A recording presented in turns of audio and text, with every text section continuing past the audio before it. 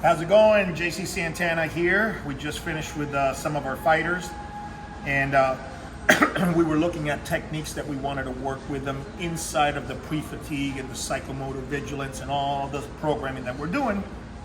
But we do want to get a little bit into the tactical and technical elements.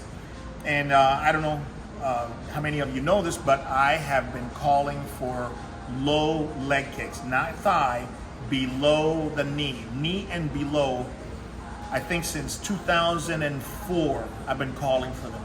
I have worked with low leg kicks with Jeff Munson, that doesn't leg kick. Then Roddy Ferguson heard me working with Jeff Munson, and he goes, "Hey man, that's like a foot sweep in judo." And as you know, Roddy Ferguson is a monster judo player. So I worked on that kick one time because it's almost like a sweep, you know? And so Roddy caught it like that because the timing is there. The judo timing of foot sweep is right there.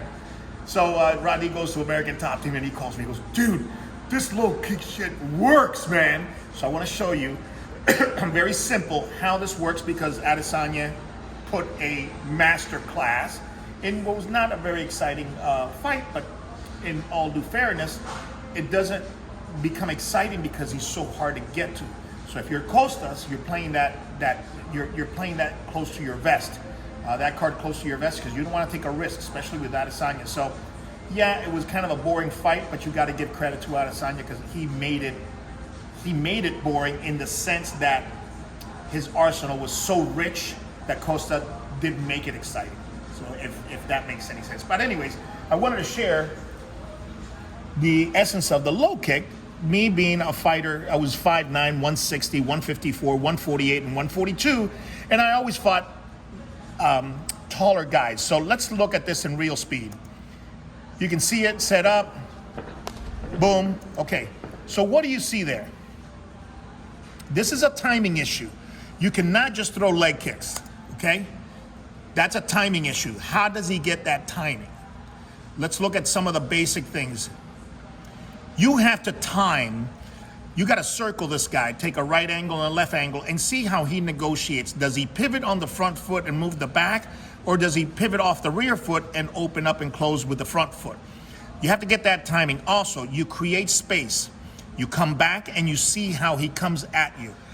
The timing of how somebody comes at you or how somebody backs up will give you this leg kick for free. That's right.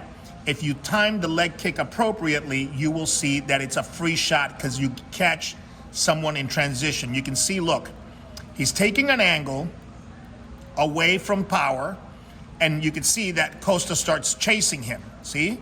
He's out of range, right here, a little bit in range, see? And he comes out of range, and he takes an angle. Boom, boom. That's to get Costas to come at him. And you can see Costa start to come at him, and then he's already planted. He's already decided to kick right there. Costas is in midair, and now he commits to planting that foot, and the kick is on its way, and Costas can't pull that leg out fast enough. All he can do, he's planted. He's off the rear leg. He's planted. He can't do anything. The only thing he can do is straighten out this leg and try to move out. Meanwhile, notice this line here.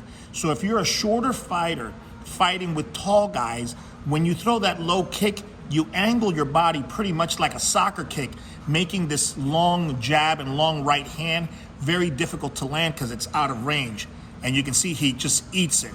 And if he would have had a low leg kick, he would have eaten it even harder because the ankle is closer to the body than the knee is.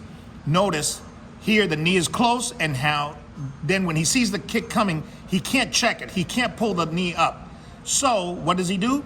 He pushes against the foot and straightens out the knee. The knee starts to come back, see? And he catches the knee as he tries to unload the foot. Then there's another one you'll see here. See, he's always coming on angles. See how he does that? Watch. He comes on angles. Watch this. Side, side, bam. The whole idea is you want to come and you want to get out of range. Get out of range, see? And you take an angle. And then there it is. He's planted. He can't do anything. Bam. Let's see how he sets that up. All right, so let's go. See? He starts to pull back. Pull back, pull back, create distance. Create distance, create distance. Get this guy to chase you and time that step. Time that step, and he's weight bearing here. Not a good time to take it right now. He's got a front load, and now he's gonna start. Because he's already committed in the weight, and now all that weight is on the front foot. It's a free shot. Bam. So, that's what I teach my guys. Come back and take an angle. Come back and take an angle. When you take that angle, remember you're moving this way or this way. You get this guy to load here, bam. So they open, boom.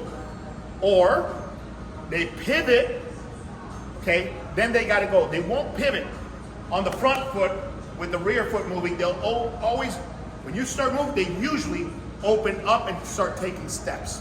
So as soon as you take that angle and they open up, one, and you start it right here, pop. So when they land, that kick is on its way. They'll see the kick, they just can't get out of it and they can't check it. In order for you to check a kick, you gotta be on your rear leg. So you gotta create distance, take an angle. When you create distance and take an angle, you got them coming in and you gotta time it. Whack.